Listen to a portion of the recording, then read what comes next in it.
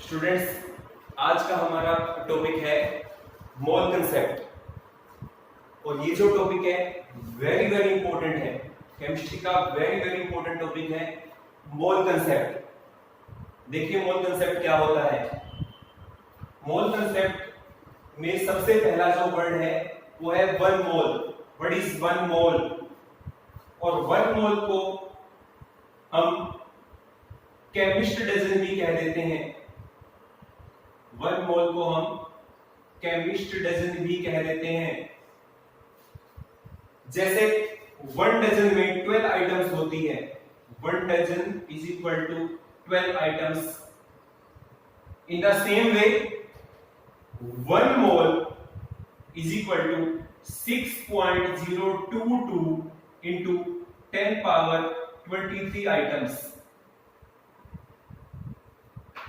जिस तरह से एक डजन में 12 आइटम्स होती है, you have one dozen of banana, this means you have 12 banana. You have one dozen of apple, this means you have 12 apple. In the same way one mole is equal to 6.022 into 10 power 23 items. लेकिन जो one mole word है ये microscopic particles के लिए use किया जाता है, microscopic particles. और वो माइक्रोस्कोपिक पार्टिकल्स जनरली का कौन कौन से होते हैं? Electrons, protons, neutrons, atoms, ions और मॉलिक्यूल्स। तो जो वन मोल वर्ड है माइक्रोस्कोपिक पार्टिकल्स के लिए यूज किया जाता है। कौन कौन से माइक्रोस्कोपिक पार्टिकल्स हैं? Electrons, protons, neutrons, atoms, ions और molecules. Suppose you have 1 mole of electrons, you have 1 mole of electrons, you have 1 mole of electrons. This means you have 6.022 into 10 power 23 electrons. Suppose you have 1 mole of hydrogen atoms, 1 mole of hydrogen atoms. This means you have 6.022 into 10 power 23 hydrogen atoms. Suppose you have 1 mole of hydrogen molecules. Hydrogen molecules. This means you have 6.022 into 10 power 23 hydrogen molecules. Hydrogen molecules. Suppose you have 1 mole of sodium ions. 1 mole of sodium ions. This means you have 6.022 into 10 power 23 sodium ions. Suppose you have 1 mole of electrons. 1 mole of electrons, पहले भी बता चुका हूं मैं। This means you have 6.022 into 10 power 23 electrons. सीधे सीधे शब्दों में यदि हम कहें तो हम कह सकते हैं कि जो 1 मोल है इसकी वैल्यू कितनी होती है? 6.022 into 10 पावर 23। और इस नंबर को हम एवोगैड्रो नंबर भी कह देते हैं। इस नंबर को हम एवोगैड्रो नंबर भी कह देते हैं। 1 मोल या एवोगैड्रो नंबर एक ही बात है। कितनी वैल्यू होती है इसकी? 6.022 into 10 पावर 23। आइए अब बाय डेफिनेशन समझ लेते हैं। यदि हम बाय डेफिनेशन समझें, बाय डेफिनेशन बात करें तो 1 मोल क्या होता है? बाय डेफिनेशन देखा जाए तो 1 मोल क्या होता है? नंबर ऑफ पार्टिकल्स, या कह सकते हैं number of atoms in 12 gram of carbon 12 isotope. देखो यहां लिखा हुआ है कार्बन 12 आइसोटोप। हमें पता है कि कार्बन के एक से ज्यादा आइसोटोप्स होते हैं। जनरली कौन कौन से आइसोटोप होते हैं कार्बन के? C12, C13 और C14। मेनली कार्बन के 3 आइसोटोप होते हैं, C12, C13, C14। हमें कौन सा आइसोटोप लेना है? C12 आइसोटोप लेना है। हमें कौन सा आइसोटोप लेना है? C12 आइसोटोप लेना है। और कितनी अमाउंट में लेना है? 12 ग्राम। हमें C12 आइसोटोप लेना है और कितनी अमाउंट में लेना है? 12 ग्राम। और फिर हमें क्या करना है? इस 12 ग्राम कार्बन 12 में हमें number of particles, number of atoms calculate करने हैं, नंबर ऑफ एटम्स काउंट करने हैं। जितने नंबर ऑफ एटम्स होंगे उसको हम 1 मोल या एवोगैड्रो नंबर कहेंगे। अब क्वेश्चन राइज होता है कि जो नंबर ऑफ एटम्स हैं वो कैसे कैलकुलेट किए जाते हैं। नंबर ऑफ एटम्स कैलकुलेट करने के लिए जिस इंस्ट्रूमेंट का यूज किया जाता है उस इंस्ट्रूमेंट को मास स्पेक्ट्रोमीटर कहते हैं।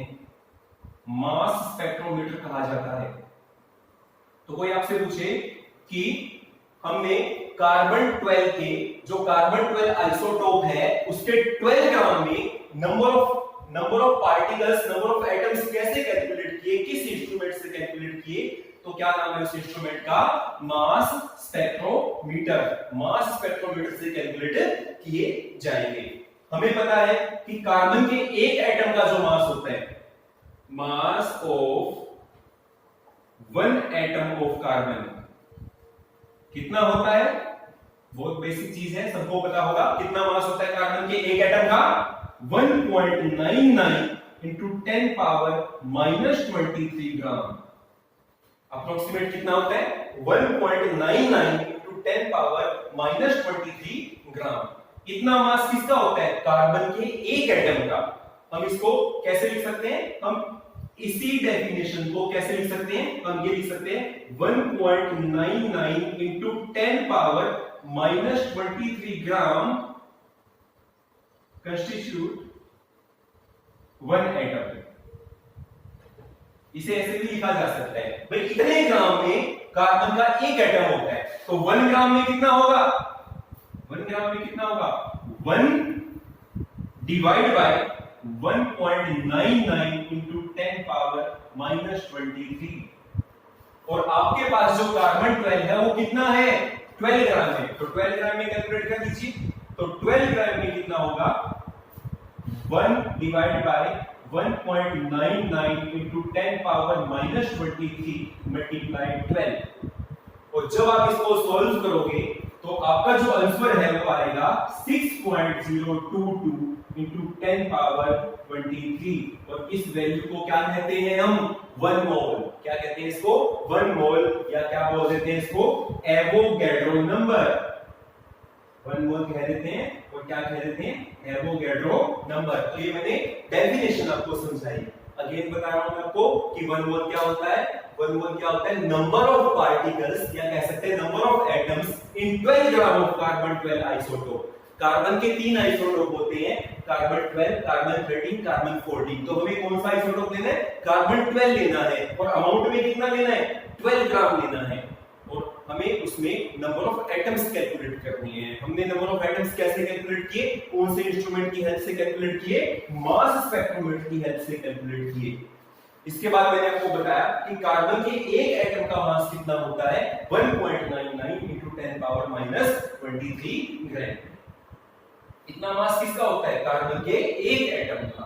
तो हम ये कह सकते हैं कि इतने ग्राम में होता है 1 एटम, 1 ग्राम में होंगे इतने एटम, और 12 ग्राम में जब हम काउंट करेंगे तो हमें क्या मिल जाएगा? 6.022 इंटू 10 पावर 23, जिस वैल्यू को हम 1 मोल या एवोगैड्रो नंबर भी कह देते हैं।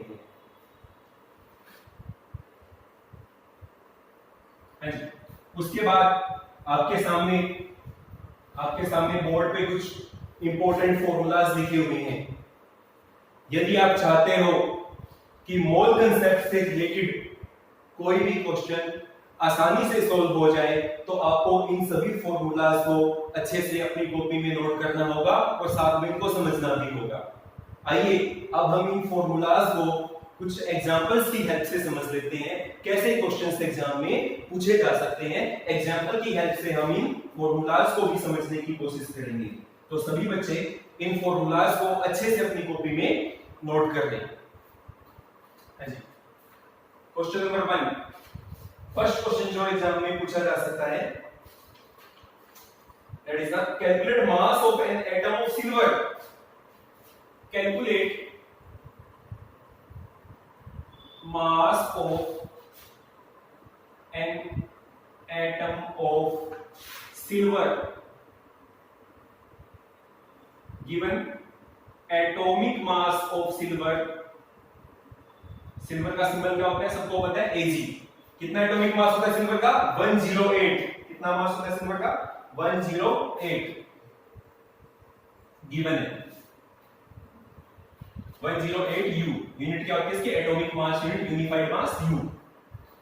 तो ऐसा क्वेश्चन एग्जाम में पूछा जा सकता है. तो देखो हमें क्या कैलकुलेट करना है mass of an atom of silver. Silver क्या है एटम है एलिमेंट है. तो कोई फॉर्मूला यहां पे गिवन है ध्यान दीजिएगा. This is the formula mass of one atom. Mass of one atom कैसे कैलकुलेट करते हैं atomic mass divide by Avogadro number. तो हमें क्या कैसे कैलकुलेट करेंगे मास ऑफ एन एटम. हां जी क्या फॉर्मूला हो जाएगा atomic mass divide by Avogadro number. Avogadro number का सिंबल भी पता है सबको Na एवोगैड्रो नंबर. तो एटॉमिक मास गिवन मिलेगा. तो कितना गिवन है यहां पे atomic mass 108 divide by Avogadro number. अभी मैंने बताया था कि जो 1 मोल होता है किसके इक्वल होता है एवोगैड्रो नंबर के इक्वल होता है. तो कितनी वैल्यू होती है एवोगैड्रो नंबर की 6.022 into 10 पावर 23.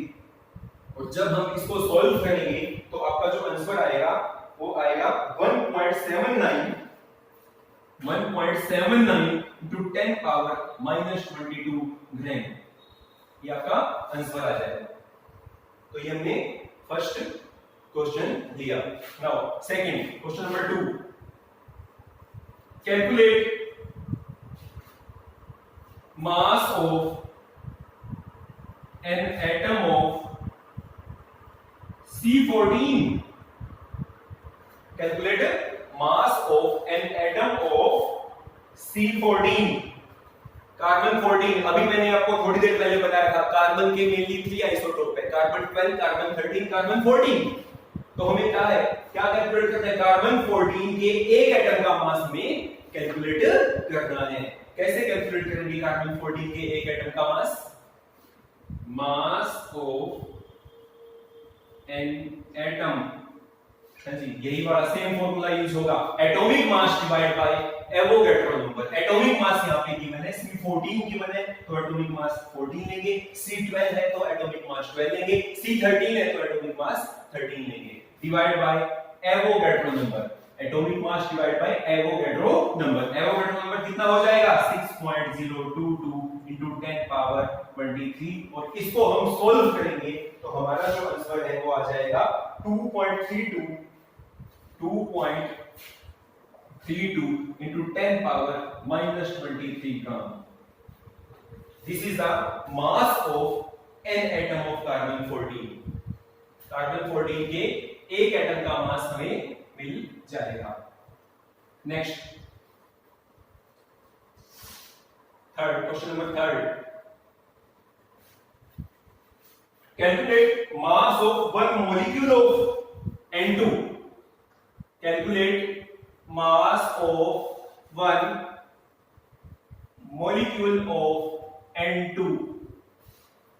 N2 के एक मॉलिक्यूल का मास कैलकुलेट करना है हमें. तो आसानी से कैलकुलेट किया जा सकता है यदि आपको फॉर्मूले याद है तो.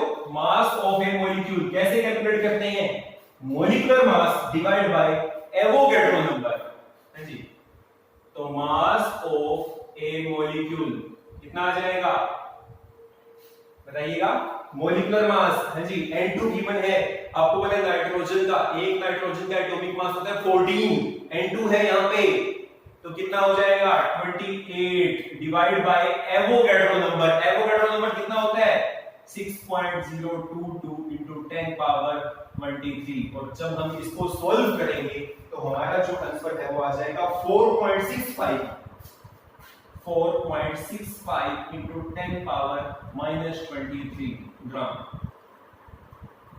उसके बाद calculate mass of one molecule of water, calculate mass of one molecule of water. Water के एक मॉलिक्यूल का मास कैलकुलेट करना है, जैसे हमने अभी कैलकुलेट किया, सेम इसी तरह कैलकुलेट किया जा सकता है। वाटर क्या होता है? H2O। कैसे कैलकुलेट करेंगे? Mass of A molecule, same formula use करेंगे जो भी यूज किया था हमने। क्या फॉर्मूला यूज किया था? Molecular mass divide by Avogadro number. Molecular mass कितना आएगा वाटर का?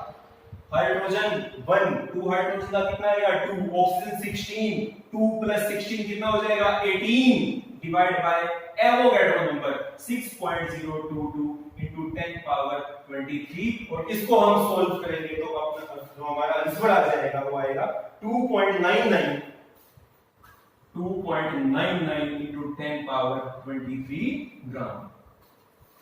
तो ये जो अभी तक हमने 4 क्वेश्चंस लिए, ये हमने या तो एटम का मास कैलकुलेट किया या मॉलिक्यूल का मास कैलकुलेट किया। आइए अब जो बाकी बचे हुए फॉर्मूलाज हैं उन पे भी हम एक एक दो एग्जांपल्स डिस्कस कर लेते हैं। हाँ जी, now calculate number of molecules and number of atoms. ध्यान दीजिएगा सभी। Calculate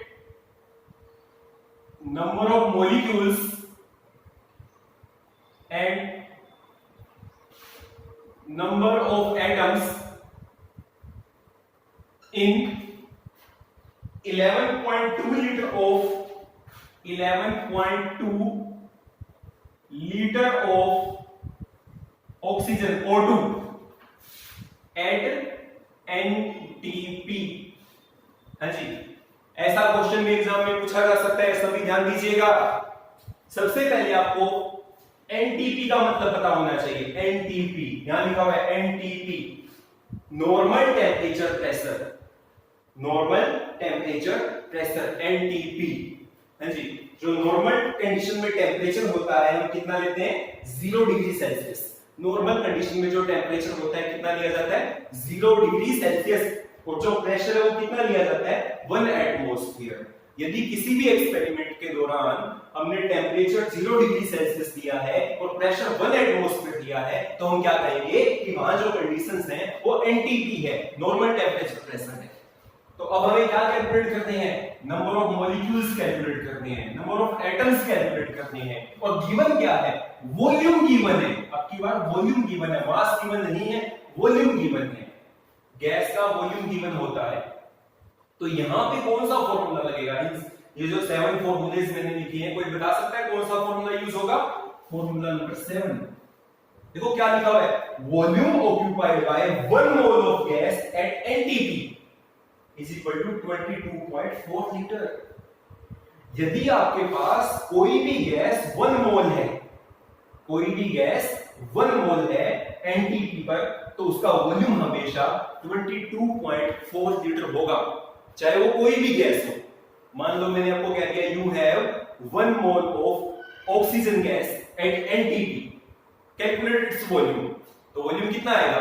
22.4 litre. You have 1 mole of nitrogen gas at NTP, volume कितना आएगा? 22.4 लीटर। मतलब एनटीपी पर, नॉर्मल टेम्परेचर प्रेशर पर किसी भी गैस का जो 1 मोल है वो किसके इक्वल होगा? 22.4 लीटर। तो हम क्या कह सकते हैं? हम कह सकते हैं यहां से क्या कह सकते हैं कि जो 22.4 लीटर होता है वो किसके इक्वल होता है? 1 mole. 22.4 litre of oxygen is equal to 1 mole. किसके इक्वल होगा? 1 मोल। ये हमें फॉर्मूला से पता लगा जी। 1 लीटर होता तो क्या हो जाता? 1/22.4 लीटर। और लीटर कितने गिवन है? क्वेश्चन में कितने लीटर गिवन है? 11.2। तो 11.2 लीटर किसके इक्वल होगा? 1 डिवाइड बाय 22.4 मल्टीप्लाई 11.2। और इसको हम सॉल्व करेंगे तो कितना आ जाएगा? 1/2, यानी हम कह सकते हैं 0.5 मोल। कितना आ जाएगा? 0.5 मोल। मतलब हमारे पास नंबर ऑफ मोल्स आ गए। अभी हमने क्या कैलकुलेट किए? Number of moles of oxygen at NTP. 0.5 मोल, 0.5 मोल। लेकिन क्वेश्चन में हमें मोल कैलकुलेट नहीं करने, हमें कैलकुलेट करने हैं मॉलिक्यूल्स। पहले हमें मॉलिक्यूल्स कैलकुलेट करना है, फिर हमें एटम्स कैलकुलेट करने हैं। तो अब हमें क्या करना पड़ेगा, ये जो मोल हमने कैलकुलेट किए हैं, इन मोल्स को हमें मॉलिक्यूल्स में कन्वर्ट करना होगा। मोल से हमें क्या बनाने होंगे, मॉलिक्यूल्स बनाने होंगे। कैसे बनाएंगे, फॉर्मूला नंबर फर्स्ट, जो फॉर्मूला नंबर फर्स्ट है इसका हम यूज कर सकते हैं, इसका हम यूज कर सकते हैं। हमें पता है किसी भी सब्सटेंस का जो 1 मोल होता है, किसी भी सब्सटेंस का 1 मोल किसके इक्वल होता है, 6.022 into 10 पावर 23। एटम्स है तो एटम्स के इक्वल होगा, मॉलिक्यूल्स है तो मॉलिक्यूल्स, क्योंकि O2 मॉलिक्यूल्स है। तो हम क्या कहेंगे, हम ये कह सकते हैं कि 1 mole of O2 is equal to, हाँ जी, 1 मोल किसके इक्वल होता है, 6.022 into 10 पावर 23 मॉलिक्यूल्स। तो 1 मोल में कितने मॉलिक्यूल्स होंगे, 6.022 into 10 पावर 23 मॉलिक्यूल्स। और अपने पास मोल्स कितने हैं, 0.5 मोल, ये हाफ मोल। कितने मॉलिक्यूल्स होंगे इसमें, तो 0.5 मल्टीप्लाई 6.022 into 10 पावर 23। 0.5 को हम 1/2 भी लिख सकते हैं। तो सॉल्व करोगे तो क्या आ जाएगा, 3.011 into 10 पावर 23 मॉलिक्यूल्स। ये हमारा फर्स्ट क्वेश्चन सॉल्व हो गया। हमने क्या कैलकुलेट कर दिए, नंबर ऑफ मॉलिक्यूल्स कैलकुलेट कर दिए। तो नंबर ऑफ मॉलिक्यूल्स कितने आए, 3.011 into 10 पावर 23 मॉलिक्यूल्स हमारे आ गए। लेकिन आगे क्या पूछा हुआ है, एंड नंबर ऑफ एटम्स। अब हमें क्या कैलकुलेट करने हैं, number of atoms of O2। जो ये O2 गिवन है 11.2 लीटर, इसमें कितने एटम्स हैं, एटम्स कैलकुलेट करनी है। देखो हमें पता है ऑक्सीजन के एक मॉलिक्यूल में, ये ऑक्सीजन का एक मॉलिक्यूल है, ऑक्सीजन के एक मॉलिक्यूल में ऑक्सीजन के 2 एटम्स होते हैं। एक मॉलिक्यूल में कितने एटम्स हैं, 2। तो इतने मॉलिक्यूल्स में कितना होगा, 2 से मल्टीप्लाई करो तो कितना हो जाएगा, 2 मल्टीप्लाई 3.011 into 10 पावर 23, और मल्टीप्लाई करोगे तो उसको कितना आ जाएगा, 6.022 into 10 पावर 23 एटम्स। तो हमने नंबर ऑफ मॉलिक्यूल्स भी कैलकुलेट कर दिए और नंबर ऑफ एटम्स भी कैलकुलेट कर दिए। नोट कर लीजिएगा सभी इसको। उसके बाद क्वेश्चन नंबर 6,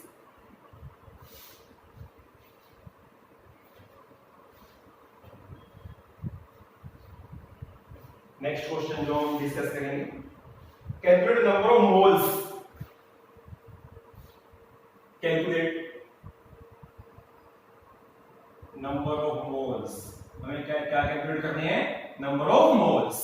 किस किस में, नंबर 1 फर्स्ट जो गिवन है 7.85 gram of iron, 7.85 gram of iron.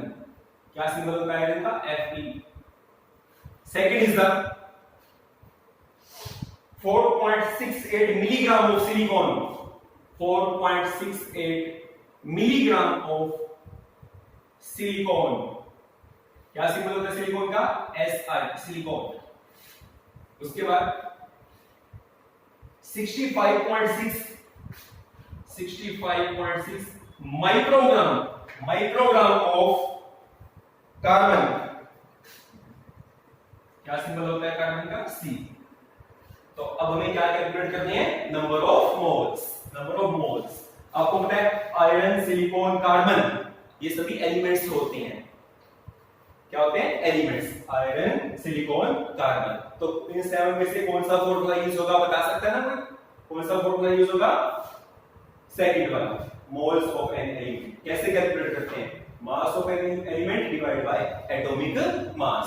तो सबसे पहले हम नंबर ऑफ मोल्स किसमें कैलकुलेट करेंगे, 7.85 gram of iron, number of moles. Number of moles कैसे कैलकुलेट करेंगे, क्या फॉर्मूला होता है नंबर ऑफ मोल्स का, सेकंड वाला, mass of element divide by atomic मास। हाँ जी, मास गिवन है, कितना मास गिवन है 7.85 डिवाइड बाय एटॉमिक मास। आपको पता है आयरन का जो एटॉमिक मास होता है 58.5, आयरन का जो एटॉमिक मास होता है 55.8, आयरन का जो एटॉमिक मास होता है 55.8, अप्रोक्सीमेट 56 भी ले लेते हैं। तो नंबर ऑफ मोल्स कैसे कैलकुलेट करते हैं? नंबर ऑफ मोल्स कैलकुलेट करेंगे इसमें mass of any element divide by atomic mass. Mass कितना गिवन है 7.85 divide by atomic mass. Iron का जो एटॉमिक मास होता है 55.8 और इसको सॉल्व करेंगे तो आएगा 0.141 मोल, 0.141 मोल। सेम इसी तरह से यहां कैलकुलेट करेंगे सेकंड नंबर ऑफ मोल्स। जी, किसके नंबर ऑफ मोल्स कैलकुलेट करने हैं? सिलिकॉन के कैलकुलेट करने हैं। तो कैसे कैलकुलेट करेंगे? सेम वही फॉर्मूला यूज होगा, मास ऑफ एलिमेंट। हाँ जी, एलिमेंट का मास कितना गिवन है 4.68 मिलीग्राम, लेकिन हमें जो मास लेना है वो ग्राम में लेना है। तो आपको क्या करना होगा, मिलीग्राम को पहले ग्राम में कन्वर्ट करना होगा। कितना आ जाएगा 4.68 इंटू 10 पावर -3। अब ये ग्राम में कन्वर्ट हो चुका है, डिवाइड बाय एटॉमिक मास।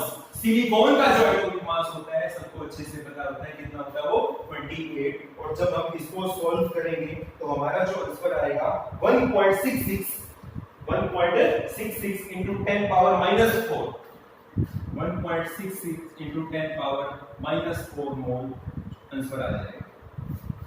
और बिल्कुल सेम हम थर्ड क्वेश्चन को सॉल्व कर सकते हैं। हाँ जी, हमें क्या कैलकुलेट करनी है? नंबर ऑफ मोल्स, वही formula same, number of moles mass of element divide by atomic mass. Mass of element कितना गिवन है 65.6 माइक्रोग्राम। जी, तो हमें क्या कैलकुलेट करना है? हमें कैलकुलेट करना है नंबर ऑफ मोल्स। जी, मास कितना गिवन है 65.6 माइक्रोग्राम, लेकिन माइक्रोग्राम में नहीं चाहिए, हमें किसमें चाहिए ग्राम में। तो हमें माइक्रोग्राम को ग्राम में कन्वर्ट करना होगा, और माइक्रोग्राम को ग्राम में कन्वर्ट करने के लिए हमने इसको मल्टीप्लाई किया 10 पावर -6 से और divide by atomic mass. Carbon का एटॉमिक मास कितना होता है 12। और जब हम इसको सॉल्व करेंगे तो जो नंबर ऑफ मोल्स है वो आ जाएंगे 5.47 इंटू 10 पावर -6।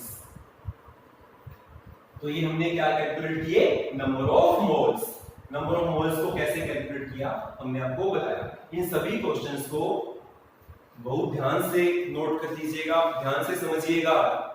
जिनको इन फॉर्मूलाज का यूज करना आ गया, इन फॉर्मूलाज को कैसे यूज करते हैं ये पता लग गया, तो मोल कंसेप्ट का हर क्वेश्चन आप चुटकियों में बड़ी आसानी से सॉल्व कर सकते हो।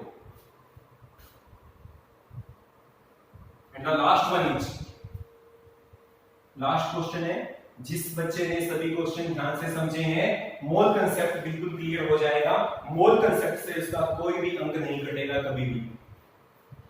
Last question, calculate number of atoms in each of the following. Very important, ध्यान दीजिएगा सभी। Calculate number of atoms in each of the following. हमें क्या कैलकुलेट करने हैं? Number of atoms. हाँ जी, किस में कैलकुलेट करने हैं? ध्यान से समझिएगा सभी। Very important question. First is the 52 mole of argon, 52 mole of argon. हाँ जी, second is the 52 U of helium, 52 U unified mass, atomic mass की यूनिट होती है ऑफ हीलियम, He। हीलियम का सिंबल होता है He। और उसके बाद है 52 gram of helium, 52 gram of helium. तो हमें कैलकुलेट क्या करने हैं? Number of atoms. देखो यहां गिवन है 52 मोल्स, यहां गिवन है 52 U unified mass, atomic mass unit, और यहां गिवन है 52 ग्राम। तो मोल से नंबर ऑफ एटम कैसे कैलकुलेट करेंगे? यूनिफाइड मास से, एटॉमिक मास यूनिट से हम नंबर ऑफ एटम कैसे कैलकुलेट करेंगे, और ग्राम एटॉमिक मास से हम नंबर ऑफ एटम्स कैसे कैलकुलेट करेंगे। तीनों जो क्वेश्चंस है कैसे सॉल्व करेंगे ध्यान दीजिएगा। सबसे पहले हम कैलकुलेट कर रहे हैं first number of atoms. Number of atoms किसमें कैलकुलेट करते हैं? Number of atom 52 moles of argon. कोई बता सकता है यहां पे कौन सा फॉर्मूला यूज होगा? यहां फॉर्मूला यूज होगा फर्स्ट। हमें पता है किसी भी सब्सटेंस का जो 1 मोल होता है किसके इक्वल होता है? 6.022 into 10 पावर 23। हम कह सकते हैं कि 1 मोल में कितने एटम्स होते हैं? 1 मोल में कितने एटम्स होते हैं? 1 मोल में कितने एटम्स हैं? 6.022 into 10 पावर 23। तो 52 मोल्स में कितने होंगे? इसको 52 से मल्टीप्लाई कर देंगे तो क्या कह सकते हैं? 1 मोल is equal to 6.022 into 10 power 23 atoms. और हमारे पास मोल कितने हैं? 52। तो 52 मोल्स किसके इक्वल होंगे? तो हम इसको 52 से मल्टीप्लाई कर देंगे, डायरेक्ट आंसर निकल आएगा। और जब हम इसको मल्टीप्लाई करेंगे तो आपका जो आंसर आएगा वो आएगा 3.13 into 10 power 25। 3.13 into 10 power 25 atoms. बिल्कुल इजी वे से हमने इसको सॉल्व कर दिया। भाई 1 मोल में कितने एटम्स होते हैं और मोल कितने गिवन है? 52। तो हमने इसको 52 से मल्टीप्लाई कर दिया। उसके बाद second 52 U of helium. U आपको पता है कि ये जो U है, U क्या है?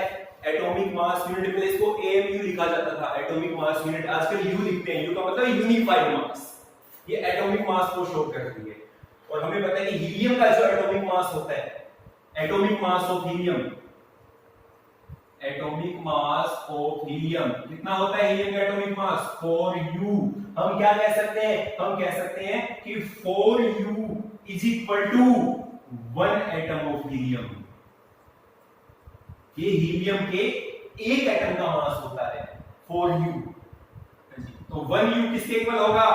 1/4। 1/4। और कितने U गिवन है? 52। तो 52 जो U होंगे वो किसके इक्वल होगा? 1/4 मल्टीप्लाई 52। और इसको आप सॉल्व करोगे तो कितने एटम्स आ जाएंगे? 13 एटम्स। कितने एटम्स यहां पे आ जाएंगे? 13 एटम्स। तो ये हमने क्या कैलकुलेट किया कि जो 52 U होते हैं उसमें कितने एटम्स होते हैं। Now 52 gram of helium. 52 gram of helium. Helium कितने ग्राम है? 52। 52 ग्राम ऑफ हीलियम में कितने एटम्स होंगे? तो ये भी आसानी से कैलकुलेट किया जा सकता है। हाँ जी, यहाँ पे जो एटॉमिक मास है वो ग्राम की टर्म में लिखा हुआ है, इसको क्या बोलेंगे? Gram atomic mass. यहाँ पे जो ये 52 ग्राम है इसको हम क्या बोलेंगे? Gram atomic mass. और जो ग्राम एटॉमिक मास होता है वो भी किसके इक्वल होता है? 1 मोल के। किसके इक्वल होता है? 1 मोल के। या कह सकते हैं ग्राम एटॉमिक मास में कितने एटम्स होते हैं? 6.022 into 10 पावर 23 एटम्स होते हैं। तो हमें पता है कि 4 ग्राम में कितने होंगे? 4 ग्राम में होंगे, ये कह सकते हैं 4 ग्राम। हीलियम का atomic mass, gram atomic mass कितना होता है हीलियम का? 4 ग्राम। 4 ग्राम ऑफ हीलियम हैज एटम्स कितने होंगे? 6.0। 1 मोल के इक्वल होंगे 6.022 into 10 power 23 atoms. 1 gram of helium किसके इक्वल होंगे? Divide by 4, 6.022 into 10 power 23 divide by 4। तो हमारे पास कितना ग्राम है? 52। तो 52 ग्राम ऑफ हीलियम किसके इक्वल होंगे? मल्टीप्लाई 52। 52 से क्या हो जाएगा? मल्टीप्लाई हो जाएगा। और जब हम इसको सॉल्व करेंगे तो आंसर आ जाएगा 7.83 into 10 पावर 24 एटम्स। तो ये हमने नंबर ऑफ एटम्स कैलकुलेट किए। ये हमने आपको बताया कि यदि मोल्स गिवन है तो नंबर ऑफ एटम्स कैसे कैलकुलेट करेंगे, एटॉमिक मास यूनिट में गिवन है तो नंबर ऑफ एटम्स कैसे कैलकुलेट करेंगे, ग्राम एटॉमिक मास से नंबर ऑफ एटम्स कैसे कैलकुलेट करेंगे। तो आज हमने मोल कंसेप्ट्स की जो प्रॉब्लम्स हैं, तो मोल कंसेप्ट में किस तरह के क्वेश्चंस एग्जाम में पूछे जा सकते हैं, सभी तरह के हमने क्वेश्चंस यहाँ पे डिस्कस किए। और इस टॉपिक को बिल्कुल ध्यान से समझिएगा, स्पेशली ये जो फॉर्मूलाज लिखे हुए हैं इनको अच्छी तरह से समझिएगा और कॉपी में नोट कर लीजिएगा। Very very important topic of chemistry. Thank you.